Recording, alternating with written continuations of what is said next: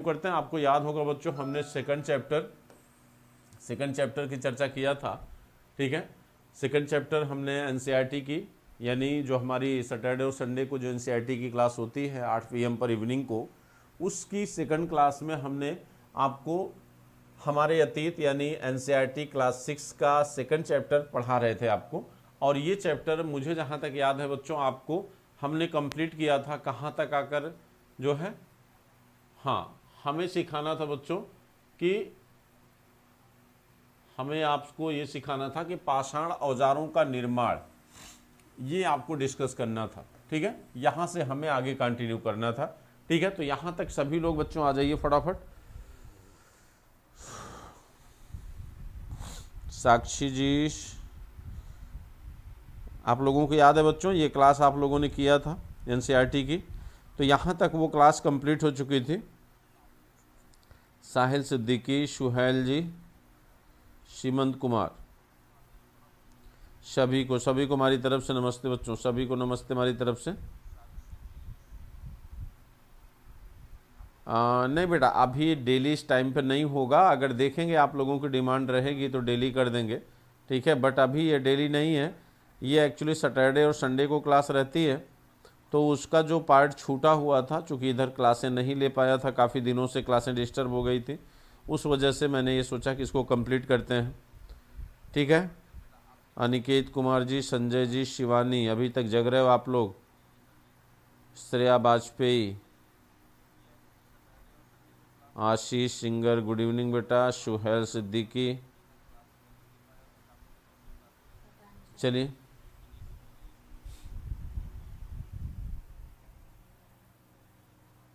चलिए बच्चों, तो स्टार्ट करते हैं। देखिए, स्टोन एज चैप्टर आपका चल रहा था। ठीक है, स्टोन एज आप पढ़ रहे थे। स्टोन एज में पाषाण औजारों का निर्माण किस तरीके से होता था, इसको ज़रा समझने की कोशिश करिए अपने एनसीईआरटी के थ्रू बच्चों। कहा जाता है कि यहाँ पर स्टोन एज के उपकरणों का निर्माण 2 तरीके से होता था। कैसे होता था? 2 तरह से किया जाता था। ठीक, हालांकि सभी उपकरणों के निर्माण की विधियाँ क्या थी? अलग अलग थी। ठीक है, सबका उपयोग भी अलग अलग था। कुछ ऐसे औजार थे या कुछ ऐसे प्रस्तर उपकरण थे जो कॉमन उपयोग के लिए लाए जाते थे। अच्छा, अगर आपसे पूछा जाए बच्चों कि आपसे अगर पूछा जाए उपकरणों का विशेषीकरण कब से शुरू हुआ, यानी उपकरणों का कार्य विशेषीकरण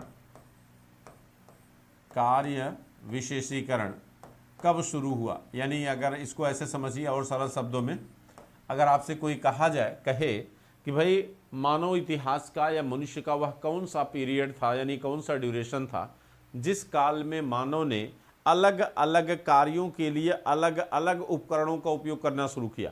ठीक, यानी उपकरणों का विशेषीकरण, यानी उसमें स्पेशलाइजेशन उसने कब लाया कि भाई अलग अलग कार्य के लिए अलग अलग उपकरणों का उपयोग किस काल के या किस ड्यूरेशन में शुरू हुआ। तो आपको याद रखना बच्चों, ये कार्य शुरू हुआ उच्च पुरा पाषाण काल में। कब शुरू हुआ? उच्च पुरा पाषाण काल में,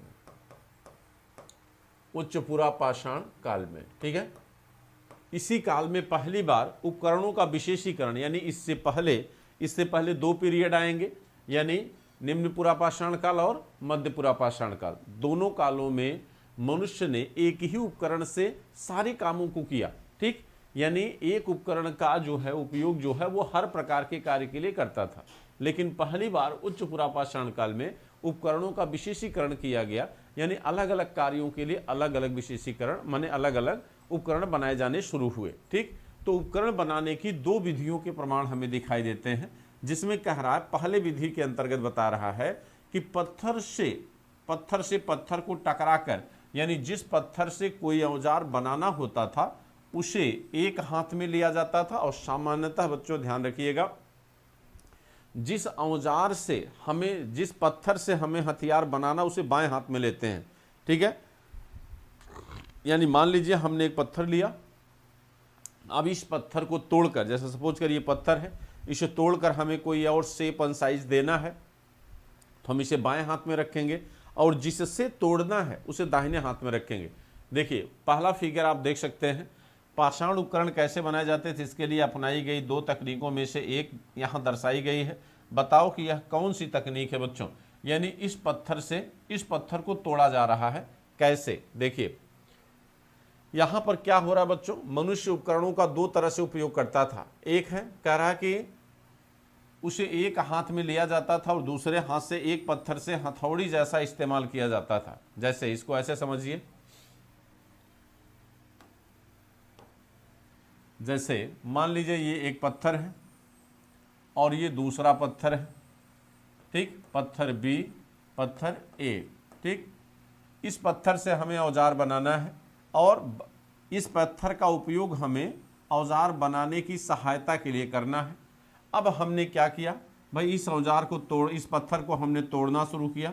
किससे, किसके हेल्प से, इसकी मदद से, ठीक है। अब इसको तोड़ तोड़ के हमने छोटे छोटे टुकड़े इसके साइड के निकाल दिए, ठीक। ये बचा जो है बच्चों बीच का टुकड़ा, बचा जो है ये बीच का टुकड़ा, यानी ये वाला टुकड़ा बच गया, ठीक। तो इसे हम कई नामों से जानते थे। इसे हम कोर कहते हैं, इसे क्या कहते हैं, इसे हम कोर कहते हैं, ठीक। या इसे हम पेबल भी कह सकते हैं, ठीक है। ये विधि नंबर 1 है, विधि नंबर 1, ठीक। यानी यहां पर क्या होता था कि भाई जो छोटे टुकड़े, ये क्या है, ये तो छोटा टुकड़ा निकलेगा ना, ये सल्क है, ये देखिए ये सल्क है, ये छोटे टुकड़े हैं, ये छोटे टुकड़े हैं बच्चों। इसका उपयोग वो नहीं करता था, ये जो छोटे छोटे टुकड़े निकलते थे इसका उपयोग मानव नहीं करता था, ठीक। किसका उपयोग करता था, ये बीच वाले पोर्शन का, ठीक है, बीच वाले पोर्शन का करता था। ये विधि नंबर 1 है। और विधि नंबर 2 में, विधि नंबर 2 में क्या करता था, इसमें क्या करता था बच्चों, मान लीजिए इसी पत्थर से हमें एक पत्थर ये है, इससे हमें अगर उपकरण बनाना है, इस पत्थर से तोड़ना है, तो इसमें जो पत्थर तोड़े जाते थे ऐसे मान लीजिए तोड़ दिया। अब ये छोटे छोटे टुकड़े मान लीजिए निकल गए। भाई कोई भी आप पत्थर तोड़ोगे तो पतले पतले टुकड़े छोटे छोटे निकलेंगे, इनको सल्क कहा जाता है। ऐसे मान लीजिए छोटा टुकड़ा ये निकल गया, ये वाला टुकड़ा ये है, ये टुकड़ा ये हो गया, ये टुकड़ा ये टुकड़ा ये हो गया, ठीक। अब ये टुकड़े क्या होंगे बच्चों, ये मेन टुकड़े से जो है क्या है, छोटे हैं, ठीक। इसे क्या कहते हैं, सल्क या फलक, सल्क या फलक, ठीक है, इसे कहेंगे सल्क या फलक, ठीक। अब मनुष्य इस छोटे टुकड़े का उपयोग करना शुरू किया। पहले मानो क्या करता था, बीच वाले पोर्शन का उपयोग करता था, यानी छोटे टुकड़े के इंपॉर्टेंस को नहीं समझता था, जबकि ये ज़्यादा कारगर, ज़्यादा बारीक, ज़्यादा तेज होते थे, ठीक है। इनको फलक या सल्क कहा जाता था। अच्छा, फ्रांस में इसी को मेस्तूरियन कहा गया है, फ्रांस में इसी को मेस्तूरियन कहते बच्चों, फ्रांस में इसी को क्या कहते हैं, मेस्तूरियन, ठीक। और भारत में इसका उपयोग ज़्यादातर कब हुआ, मध्य पुरा पाषाण काल में। भारत में इसका मैक्सिमम उपयोग कब हुआ, मध्य पुरा पाषाण काल, ठीक है। तो मध्य पुरा पाषाण काल में इसका सबसे अधिक उपयोग हुआ है, ठीक है। तो यह 2 विधियां हैं बच्चों। एक जगह आपको प्रथम विधि में, यानी पहले जो है मनुष्य बीच के पोर्शन का उपयोग करता था, बड़े वाले भाग का, अब जो है वो छोटे वाले भाग का उपयोग करता है, ठीक है।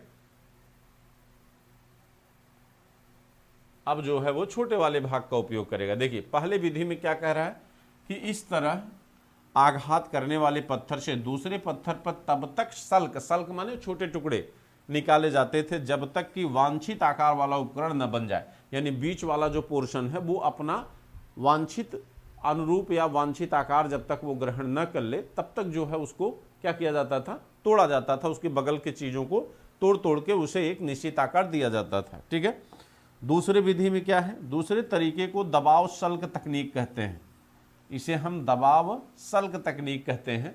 इसमें क्रोड माने बीच वाला पोर्शन, क्रोड को एक स्थिर सतह पर टकराया जाता था और इस पर क्रोड पर हड्डी या पत्थर रखकर उस पर हथौड़े नुमा पत्थर से सल्क निकाले जाते थे। सल्क माने छोटा टुकड़ा, सल्क निकाले जाते थे जिससे वांछित उपकरण बनाए जाते थे। यहाँ पर वांछित उपकरण किससे बनते थे, सल्क से बनते थे, ना कि क्रोड से बनते थे। जबकि पहले वाले चरण में किससे बनते थे, क्रोड से बनते थे, यानी बड़े पत्थरों का उपयोग होता था, ठीक है। अब देखिए आगे की खोज मानचित्र 2, ठीक है बच्चों, आग की खोज मानचित्र 2। यानी देखिए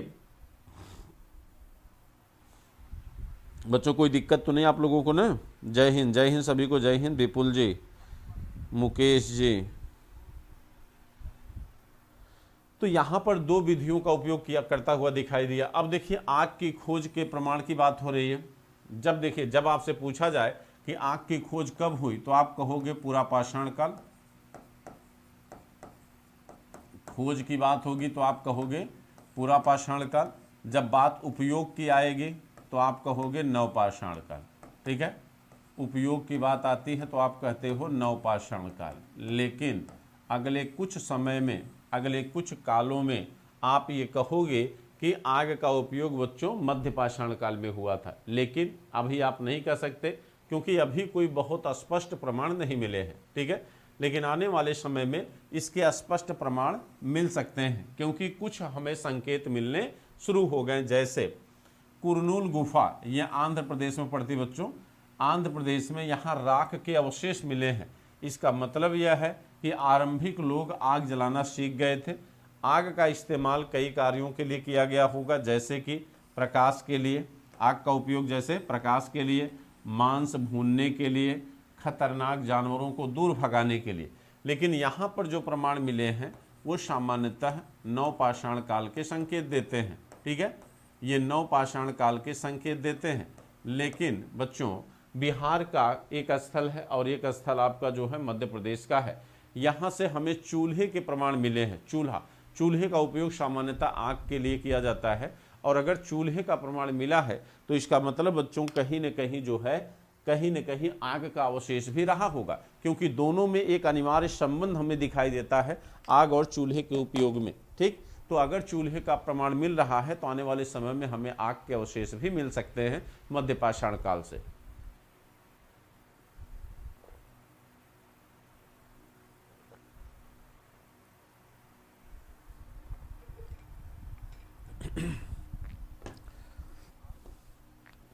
ठीक है, तो देखिए अब इसकी तुलना करना है। जैसे उस समय आग का उपयोग इन 3 कामों के लिए किया जाता था, नंबर 1, नंबर 2, नंबर 3। ये 3 वर्ग हैं जिसके लिए उपयोग होता था आग का।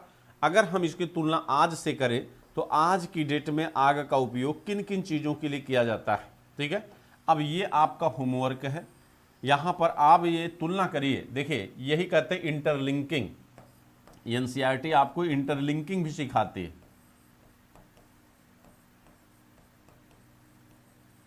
ठीक है, अब आप यहां पर इंटरलिंकिंग करिए वर्तमान से, किसके, अपने इतिहास की, कि आज आग का उपयोग किन किन चीजों के लिए किया जाता है। अब आप यहां इसको डिनोट कर सकते हैं। ठीक है, हाँ, बदलती जलवायु का क्या इंपैक्ट है। लगभग 12,000 वर्ष पूर्व। अब ये 12,000 वर्ष पूर्व मतलब मध्य पाषाण काल।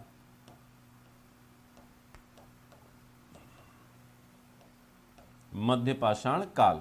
ठीक है, 12,000 वर्ष पूर्व, 12,000 वर्ष साल पहले दुनिया की जलवायु में एक बड़े बदलाव आए और गर्मी बढ़ने लगी। ठीक, क्यों ऐसा? इसलिए क्योंकि यही वो दौर है बच्चों जब बर्फ का युग यानी होमोनिड फेज समाप्त होता है। होमोनिड फेज जो है यहीं पर बच्चों समाप्त होता है, यानी बर्फ का युग का दौर यहीं पर समाप्त होता है और वायुमंडल में गर्मी बढ़ना शुरू होती है, जिससे आपके क्लाइमेट में एक बड़ा बदलाव आता है। बर्फ पिघलना शुरू होती है, बादल बनना शुरू होते हैं, बारिश की मात्रा बढ़ती है, नई नदियों, नई मिट्टियों का निर्माण हुआ, जिससे नई घासों और नए मैदानों का निर्माण होता है। इससे क्या हुआ बच्चों के जानवरों की प्रजातियों में क्या आया, बदलाव आया। अब जो है हिरन, बारहसिंघा, भेड़, बकरी, गाय जैसे उन जानवरों की संख्या बढ़ने लगी जो घास खाकर जिंदा रहते थे, यानी जो शाकाहारी थे। यानी डायनासोर जैसी प्रजातियों का धीरे धीरे अब क्या हुआ, पतन होने लगा। कहते हैं कि क्लाइमेट जो है आपके न केवल जानवरों की प्रजातियों को बदल देती है बच्चों, आपके फसलों की वैरायटी भी बदल देती है। हर फसल, हर पौधा, हर फल, हर फ्रूट्स जो है एक निर्धारित क्लाइमेट और मौसम में होता है। कोई भी चीज़ हर जगह आपको नहीं मिल सकती। ठीक है, तो इससे क्या हुआ कि एक बड़े बदलाव के तहत बच्चों जानवरों की एक ऐसी प्रजाति का विकास हुआ जो फसलों पर यानी घासों पर डिपेंड थी। इससे क्या हुआ कि जब जानवर शाकाहारी हो गए तो मानव का जो भय था, जो डर था, वो समाप्त हो गया। अब मनुष्य और जानवर एक दूसरे के नज़दीक आए, जिसकी वजह से मध्य पाषाण काल में यानी मेसोलिथिक कल्चर में मेसोलिथिक कल्चर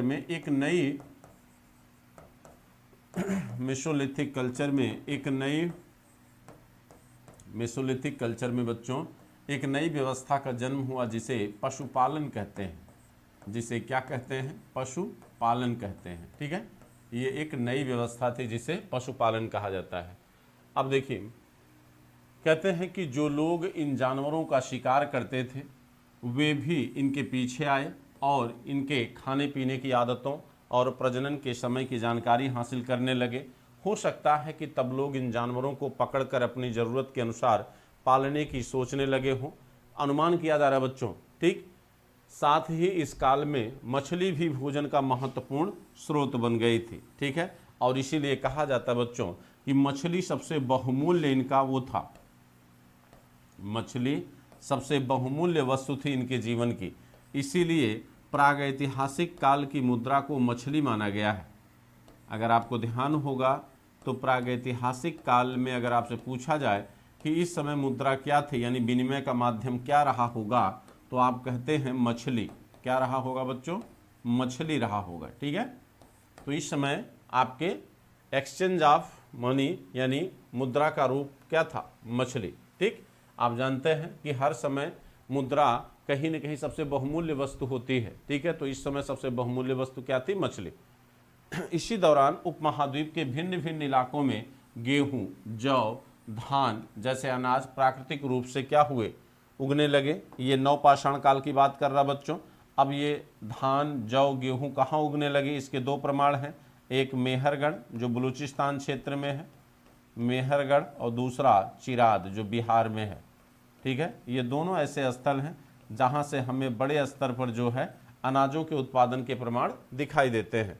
शायद महिलाओं, पुरुषों और बच्चों ने इन अनाजों को भोजन के लिए बटोरना शुरू कर दिया। यानी ये सिखा रहा है, बता रहा है कि उत्पादन और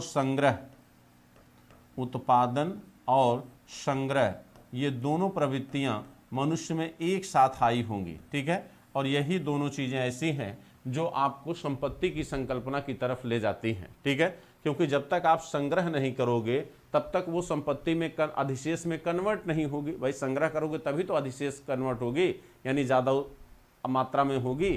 ठीक, तो जब तक संग्रह की संकल्पना नहीं आएगी तब तक अधिशेष की संकल्पना नहीं आएगी बच्चों। तो अधिशेष के बाद ही संपत्ति की संकल्पना आती है। जब तक विनिमय का जन्म नहीं होगा, व्यापार का जन्म नहीं होगा, तब तक ये चीज़ें आपके संपत्ति की संकल्पना का विकास तब तक नहीं हो सकता। ठीक है, तो उत्पादन और अधिशेष ये दोनों चीजें आपको दिखेंगी यहां से। ठीक, अब आइए नाम और तिथियों इनकी चर्चा करते हैं बच्चों की। नाम और तिथि का क्या महत्व होता है? कह रहा है कि हम जिस काल के बारे में पढ़ रहे हैं, पुरातत्वविदों ने उनके बड़े बड़े नाम रखे हैं। ठीक है, और आरंभिक काल को वे पुरापाषाण काल कहते हैं। यह दो शब्दों, पुरा माने प्राचीन और पाषाण यानी पत्थर से बना है। यह नाम पुरास्थलों से प्राप्त पत्थर के औजारों के महत्व को बताता है। भाई सीधी सी बात है बच्चों, भाई पुरापाषाण काल को हम पुरापाषाण काल क्यों कहते हैं? क्योंकि यहाँ पर प्राचीन मानवों के द्वारा उपयोग किए गए वो पत्थर के हथियार पाए गए हैं जिसके ऊपर उसका पूरा जीवन टिका था। वही एक हमारा स्रोत है, वही एक हमारा जरिया है जिसके माध्यम से हम उसके बारे में जान सकते हैं। ठीक, पुरापाषाण काल 20 लाख साल पहले, देखिए एनसीईआरटी के अकॉर्डिंग 20 लाख हो गया है, इसको याद रख लीजिएगा, 20 लाख BC। ठीक, 20 लाख साल पहले से 12,000 साल पहले के दौरान माना जाता है। ठीक है, यानी अब यहाँ 12,000 से क्या शुरू होगा? मध्यपाषाण काल। 12,000 से मध्यपाषाण काल शुरू हो जाएगा। ठीक, यानी आप कह सकते हैं ड्यूरेशन के अकॉर्डिंग यहाँ पर आपका 20 लाख से 20 लाख से 12,000 BC तक आपका पुरापाषाण काल है, पुरापाषाण काल। ठीक है, 20 लाख से 12,000 BC तक आपका पुरापाषाण काल है। ठीक है। इस काल को भी 3 भागों में विभाजित किया गया है, यानी आरंभिक, मध्य और उत्तर। जैसे निम्न पुरापाषाण काल, मध्य पुरापाषाण काल और उत्तर पुरापाषाण काल यानी उच्च पुरापाषाण काल। मानव इतिहास की लगभग 99% कहानी इसी काल के दौरान घटित हुई। जिस काल में हमें पर्यावरणीय बदलाव मिलते हैं उसे हम मेसोलिथ यानी मध्य पाषाण काल युग कहते हैं, यानी जो इसीलिए इसको संक्रमण का काल कहा जाता है। यानी मनुष्य एक आदिम मानव से एक विकास की तरफ, एक प्रगतिशीलता की तरफ यानी नियोलिथिक कल्चर की तरफ जो गया है, जो संक्रमण हुआ है वो सीधे सीधे बच्चों मध्य पाषाण काल में हुआ है। ठीक, यानी जिसको मेसोलिथ कहा जाता है यानी मध्य पाषाण काल युग कहते हैं, इसीलिए इसको संक्रमण युग भी कहा जाता है। ठीक है,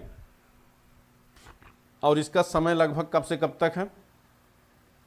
12,000 साल पहले से लेकर 10,000 साल पहले तक माना गया है। ठीक है, इस काल में देखिए डेटे अलग अलग मिलते हैं, कहीं कहीं आपको ये 4,000 बीसी तक मिलेगा, कहीं कहीं ये 7,000 बीसी तक मिलेगा। बच्चों ध्यान रखिएगा इस बात का।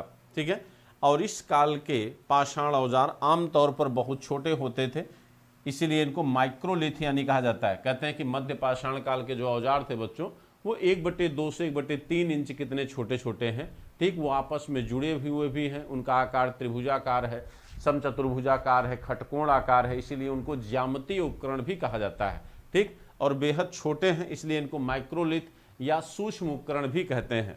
प्रायः इन औजारों में हड्डियों या लकड़ियों के मूढ़े, हंसिया या आरी जैसे औजार मिलते हैं। ठीक है, यानी इनमें मूढ़े माने होता बच्चों ऐसे डंडा, ताकि उन पे प्रेशर बन सके, उनका उपयोग आसान हो सके, इस तरह से लगाए गए हैं। साथ साथ पुरापाषाण युग वाले औजार भी इस दौरान बनाए जाते थे। यानी कहने का मतलब है कि पुरापाषाण काल के जो औजार थे उनमें वो अभी भी प्रचलन में बने हुए थे, ऐसा नहीं था कि वो समाप्त हो गए।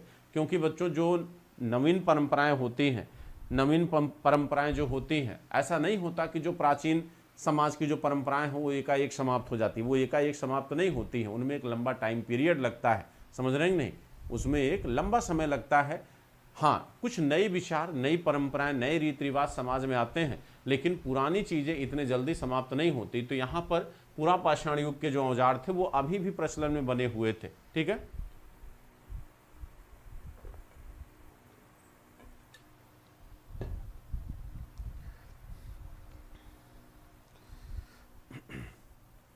बच्चों काफ़ी लोग देख रहे हैं, आप लोग रात में जगते रहते हो, चलो बहुत अच्छी बात है। अगर इसी तरह का आपका पेशेंस बना रहा तो एनसीईआरटी की क्लास हो सकेगा तो यहाँ पे रेगुलर कर दिया जाएगा। ठीक है,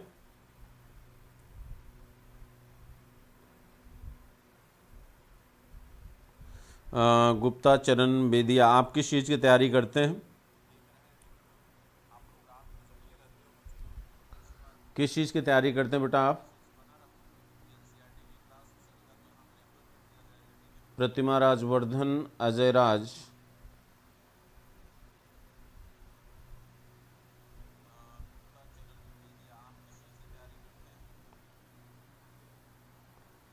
किरण ठाकुर, अभी आप लाइब्रेरी में हो? हाँ, ये न्यू एनसीईआरटी है, न्यू एनसीईआरटी बेटा। ठीक है, चलिए ठीक है, ठीक है, देखते हैं। आप लोग अगर इसी तरह से बने रहे तो कर देंगे।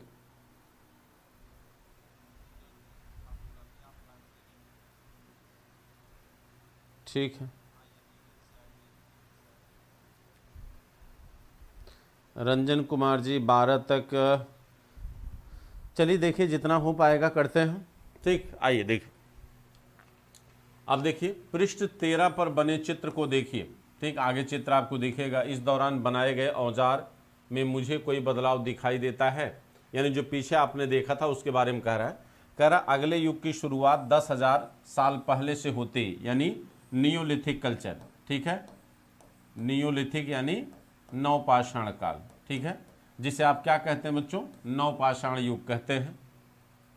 अगले अध्याय में तो आप क्या पढ़ेंगे? नवपाषाण काल को ही हम पढ़ेंगे। जो अगला अध्याय 3 आएगा उसमें हम क्या पढ़ेंगे? नवपाषाण काल को पढ़ेंगे। ठीक, नवपाषाण काल का क्या मतलब होता है, इसका मीनिंग क्या है, हमने कुछ स्थानों के नाम दिए हैं। अगले अध्यायों में हमें अगले अध्यायों में तुम्हें एक ऐसे नाम मिलेंगे, अक्सर हम पुराने स्थानों के लिए उन नामों का प्रयोग करते हैं जो आज प्रचलित हैं, क्योंकि हमें ज्ञात नहीं है कि उस काल में इनके क्या नाम रहे होंगे। ध्यान दीजिएगा बच्चों, यहाँ कह रहा है नवपाषाण काल शब्द। नवपाषाण काल शब्द का उपयोग सबसे पहले जॉन लुबाक ने किया था। किसने किया था? जॉन लुबाक महोदय ने किया था। ठीक, जॉन लुबाक, सबसे पहले नियोलिथिक कल्चर का उपयोग जो है जॉन लुबाक के द्वारा किया गया था, और इसलिए किया गया था क्योंकि पहली बार 10,000 BC के बाद कुछ नई चीज़ें आपको दिखनी शुरू हो गई। नई चीज़ें मतलब जैसे चाक पर मृदभांडों का बनना, ठीक है, जैसे पके हुए मृदभांडों का आना बच्चों, उसके साथ साथ आग का उपयोग करना, मांस को पकाकर खाना, ठीक, साथ साथ एग्रीकल्चर सेक्टर का डेवलपमेंट दिखाई देना, ठीक, कपास जैसी चीज़ का आ जाना। ये ऐसी नई प्रवृत्तियां थी जो अभी तक मानव में दिखाई नहीं दी थी। ठीक है, इसलिए इसको जॉन लुबाक महोदय ने क्या नाम दे दिया? नवपाषाण काल, यानी नई चीजें। अच्छा, इसकी इस काल की पहचान क्या थी? पहचान थी बच्चों पॉलिशदार कुल्हाड़ी। पहली बार पत्थरों पर पॉलिश का उपयोग किया गया नवपाषाण काल में। ये भी एक नई परंपरा थी जो इससे पहले नहीं थी। ठीक है, कह रहा साथ ही वे ये भी सीखने लगे होंगे कि यह अनाज कहाँ उगते थे और कब पककर तैयार होते थे। ऐसा करते करते लोगों ने इन अनाजों को खुद पैदा करना सीख लिया होगा। यानी कहने का मतलब है कि यहाँ पर इतिहासकार ये कहना चाहता है कि अनुभव के माध्यम से लोगों ने कृषि करना सीखा। ठीक है, अनुभव के द्वारा एग्रीकल्चर सेक्टर को कैसे सीखे होंगे ये लोग? तो अनुभव के द्वारा सीखे होंगे। ठीक है, अनुभव के द्वारा इन लोगों ने सीखा होगा, यानी देखा होगा बार बार चीज़ों को। ठीक है, कि भाई किस तरह से भाई जब ये पेड़ के नीचे जाते थे तो वहाँ कुछ नहीं होता था, जब उसके कुछ दिन बाद जाते थे तो वहाँ कोई अनाज पैदा हुआ होता था या उगा हुआ होता था।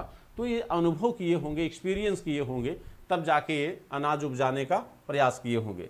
शैल चित्रकला, यानी पहली बार चित्रकला की बात हो रही बच्चों, जो आपकी कला का एक भाग है। शैल चित्रकला का मतलब होता है कि जो पत्थरों पे बनी हुई चित्रकला हो।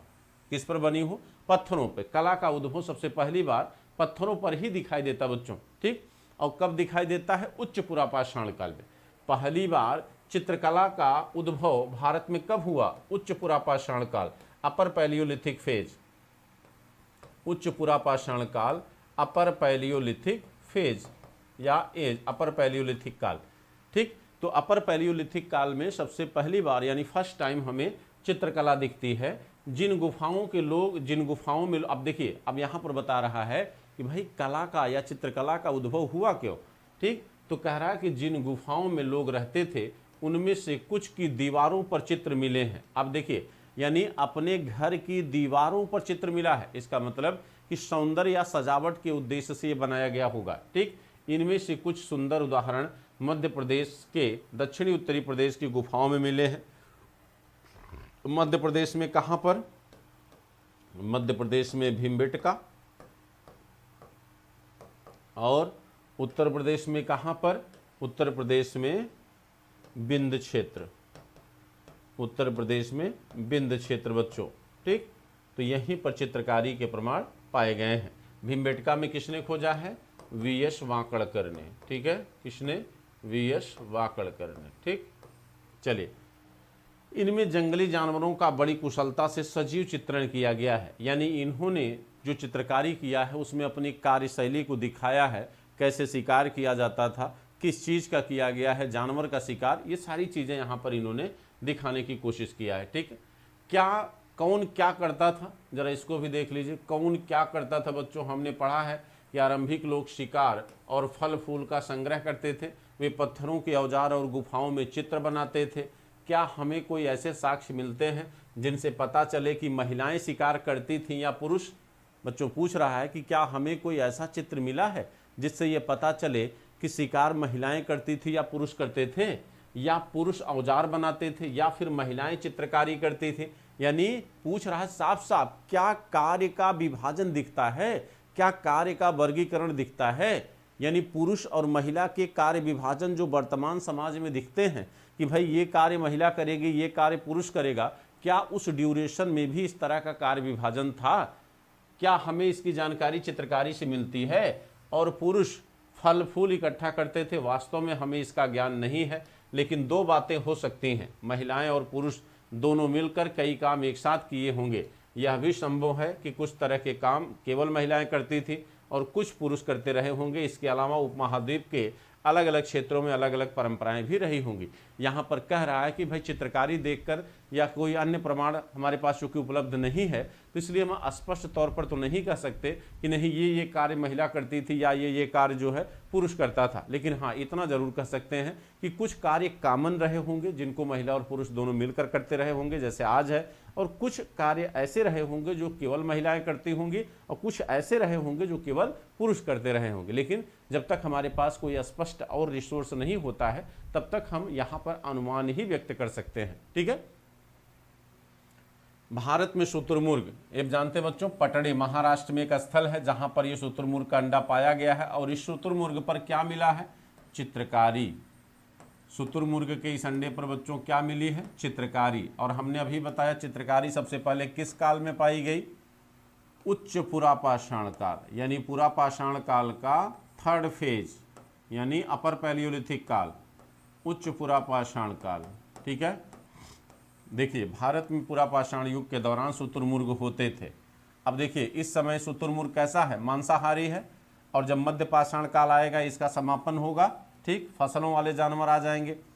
तो भारत में पुरापाषाण युग के दौरान शुतुरमुर्ग होते थे। इसकी जानकारी हमें कहाँ से मिल रही है? महाराष्ट्र के पटने पुरास्थल से शुतुरमुर्ग के अंडों के अवशेष मिले हैं, जिनके कुछ छिलकों पर चित्रांकन भी मिलता है, यानी चित्र बने हुए हैं। इन अंडों से मनके भी बनाए जाते थे। मनके क्या होते थे? मनके बच्चों आभूषण हैं। ये क्या हैं? आभूषण। मनके क्या होते थे? आभूषण होते थे। ठीक है। यानी इनसे आभूषण भी बनता था और इस पर चित्रकारी भी की गई है। इन मनकों का उपयोग किस लिए किया गया होगा? आज हमें शुतुरमुर्ग कहाँ मिलते हैं? ठीक है भाई, इन मनकों का उपयोग सामान्यतः आभूषण के लिए किया होगा। तो क्या हम ये मान लें कि पाषाण काल के, यानी पूरा पाषाण काल के अंतिम चरण तक आते आते लोगों में सौंदर्य आभूषण की संकल्पना आ चुकी थी? भाई, अभी हमें उच्च पुरापाषाण काल में स्पष्ट तौर पर तो नहीं दिखता, लेकिन मध्य पाषाण काल में जब आप सराय, नहरराय, महदा और दमदमा स्थल का उत्खनन कार्य किए तो वहाँ की महिलाओं या वहाँ की हड्डियों में अवशेष मिले हैं। किसके? आभूषण के। महदहा, जहाँ से हमें आभूषण का प्रमाण मिलता है। ठीक, तो हो सकता है ये पहले ही शुरू हो चुका हो। हुंगी का सूक्ष्म निरीक्षण। हुंगी क्या है बच्चों? कह रहा है कि मानचित्र 2 पर हुसंगी ढूंढिए, पृष्ठ 14। यहाँ पर पुरा पाषाण युग के कई पुरास्थल मिले हैं। कुछ पुरास्थलों के अलग अलग कार्यों में लाए जाते थे। ठीक है। तो हुंगी बच्चों, इसको मैप में आप देख सकते हैं। ठीक है। हुंगी, हुशंगी, ये देख रहे हैं, कर्नाटक में है। ठीक है। तो यहाँ पर बहुत सारे स्थल हैं। ब्रह्मगिरी है, संगनकल्लू है, पलवाय है। ठीक है। बहुत सारे स्थल है बच्चों यहाँ पर जहाँ से हमें नवपाषाण काल के प्रमाण मिले हैं। ठीक, वही कह रहा है यहाँ पे।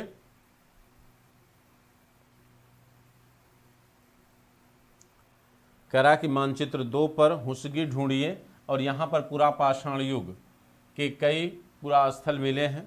कुछ पुरास्थलों से अलग अलग कार्यों में लाए जाने वाले कई प्रकार के औजार मिले हैं। ठीक है। यानी ये बता रहा है कि पुरापाषाण काल के वहाँ से बहुत से प्रमाण मिले हैं और मिले हैं बच्चों। ठीक, और ये भी कह रहा है कि वहाँ पर बहुत सारे ऐसे पत्थर मिले हैं जो अलग अलग कार्यों के लिए उपयोग किए गए हैं। यानी जैसे हमने आपको बताया, उच्च पुरापाषाण काल में ही पत्थरों का उपयोग अलग अलग कामों के लिए, अलग अलग पत्थरों का उपयोग होने लगा था। तो भाई वही बात ये भी कह रहा है। ठीक, संभवतः आवास और उद्योग स्थल रहे होंगे वो। कुछ छोटे पुरास्थलों में भी औजारों के बनाए जाने के प्रमाण मिले हैं। इनमें से कुछ पुरास्थल झरनों के किनारे हैं। अधिकांश औजार चूना पत्थरों से बनाए गए हैं। ठीक है। वहाँ के दक्षिण भारत में कर्नाटक के जो स्थल पाए गए हैं, कुछ स्थल ऐसे हैं जहाँ बड़े स्तर पर एक स्थान पर ही पत्थर के उपकरण बने हैं। तो माना जाता हो सकता व्यावसायिक उद्देश्य से बनाए गए हों। ठीक, और जो वहाँ के बने हुए उपकरण हैं वो सामान्य तौर पर चूने पत्थर के बने हैं। ठीक, क्या तुम दूसरे प्रकार के पुरास्थलों के नाम बता सकते हो? अब यहाँ पर आपको सोचने का मौका दे रहा है। ठीक है, कि क्या कोई और ऐसा स्थल है जहाँ पर उपकरण बड़ी मात्रा में पाए गए हों, जिनसे पता चलता हो कि वो व्यावसायिक उद्देश्य से बनाए गए हों? तो आप बता सकते हैं, जैसे पसारे, ठीक है, जैसे मुच्छ तला चिंतामनुगावी, मुच्छ तला चिंतामनुगावी जो कुरनूल गुफा में है, यहाँ भी बड़े स्तर पर उपकरण एक साथ पाए गए हैं। ठीक है, अन्यत्र कह रहा है अपने एटलस में फ्रांस को ढूंढिए, कह रहा अपने एटलस में फ्रांस को ढूंढो, और यह चित्र फ्रांस की ये गुफा का है। इस पुरास्थल की खोज लगभग 100 साल पहले 4 स्कूली छात्रों ने की थी। इस तरह के चित्र लगभग 20,000 साल पहले से लेकर 10,000 साल पहले के बीच बनाए गए होंगे, यानी पूरा पाषाण काल का होगा ये। ठीक भाई, 12,000 साल पहले से 10,000 साल नहीं, 20,000 साल पहले से 10,000 साल पहले के बीच बोला, यानी पूरा पाषाण युग का। ठीक, इनमें से कई जानवरों के चित्र हैं। इनमें जंगली घोड़े, गाय, भैंस, गैंडा, रेंडियर, बारहसिंघा, सुगरों के गहरे चमकीले रंगों के चित्रित किए गए हैं। ठीक है, अब ये चित्र बच्चों किस काल का होगा भाई? 20,000 साल बीसी से लेके 10,000 बीसी के बीच कह रहा, यानी ये उच्च पुरा पाषाण काल का होगा। कब का होगा? उच्च पुरा पाषाण काल। और इसी काल में सबसे पहली बार चित्रकला का क्या हुआ? जन्म हुआ, यानी अपर पैलियोलिथिक फेज। ठीक है, कह रहा इन रंगों को लौह, अयस्क और चारकोल जैसे खनिज पदार्थों से बनाया जाता था। आप सोच लीजिए, इन रंगों को देख लीजिए जरा बच्चों, ये कृत्रिम रंग है। कह रहा है इन रंगों को लौह, अयस्क और चारकोल, चारकोल हड्डियों से बनता ना, जैसे खनिज पदार्थों से बनाया जाता था। यह संभव है कि इन चित्रों को उत्सवों के अवसर पर बनाया जाता था। ठीक है, कह रहा है कि संभव है कि उत्सव के अवसर पर बनाए जाते होंगे, फिर इन्हें शिकारियों द्वारा शिकार पर निकलने से पहले कुछ अनुष्ठानों के लिए बनाया जाता हो। अनुमान व्यक्त किया जा रहा है। क्या तुम इन्हें बनाने का कोई और कारण बता सकते हो? यानी यहाँ आपको भी मौका दे रहा कि आप बताइए क्या और कोई लॉजिक हो सकता है इन रंगीन चित्रों के बनाने का। ठीक, 2 लॉजिक तो यहाँ पर दे दिया, तीसरा लॉजिक आपसे पूछ रहा, आप सोचिए क्या और कोई लॉजिक हो सकता है। सामान्य तौर पर बच्चों आपको पता है कि इस काल में कृत्रिम रंगों का निर्माण, माने प्राकृतिक रंगों का निर्माण होता था हिरौजी से। ठीक है, हिरौजी से, कोयले से, ठीक, और आपके चूना पत्थर से, इन चीज़ों से निर्माण किया जाता था। ठीक, और क्या करते थे, जानवर का जो कूल्हा होता है, कूल्हा जो हिप वाला पोर्शन होता है, उसको एज ए पॉटरी यूज किया जाता था, बर्तन के तौर पर।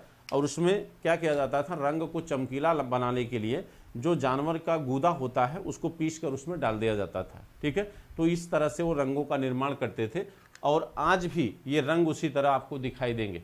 ठीक है।